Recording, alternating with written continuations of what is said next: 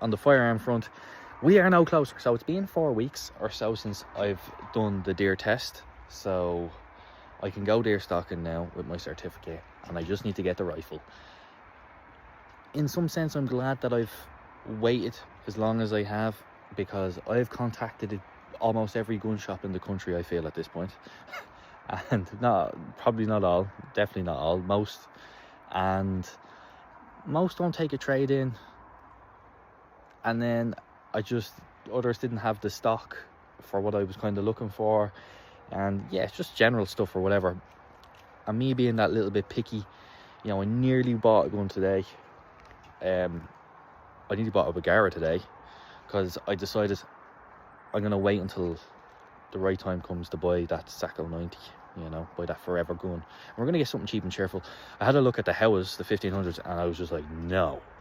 I held it and I was like, this is crazy. Like, it's so cheap. Now, it's agricultural in the sense that it gets the job done, but I was like, nah, I just couldn't buy that. I think they're $750 now or something. But even in the paint job, I think what sealed the deal big time for me was one of them I picked up had a paint job on it, and you could see that it was sprayed in dampness, or the steel was cold because it was painted, and then you could see the moisture under the steel, under the paint from after it was painted. And I kind of just thought, because it leaves like little lines in the paint, and I thought, and bits of dirt and stuff. I kind of thought, really? But that put me off that. The Bagara was a nice gun and reasonably priced. So, but it ended up, I had a look at one. I had one in my hands. I was like, yeah, this is it. I'll just go for it. Let's just go for it. And no. And then I learned that most weren't taking trade-ins for what I was trading in. So I ended up today then thinking, right, where am I going to go down to do this? And I rang this lad, and he says, no, I'll take a trade-in of anything, whatever you have. Hundreds of guns here you can go through. Some left hands as well, so you see what you like, see what you find. And I was like, all right, cool. So I'm going to head there during the week and see if we can get this sorted.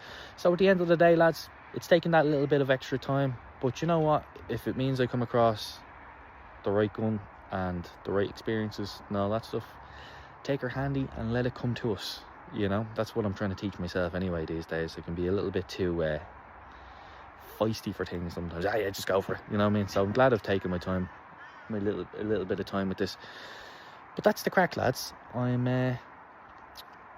That's where we stand at the minute. So next week we should have an order in for a gun. I'm actually confident after the conversation I had with a lad there today. So that's the crack. We got a new chicken. We got a little bit more information that leads us to a potential gun, and yeah, we're getting the ball rolling. It's slow, but it's rolling.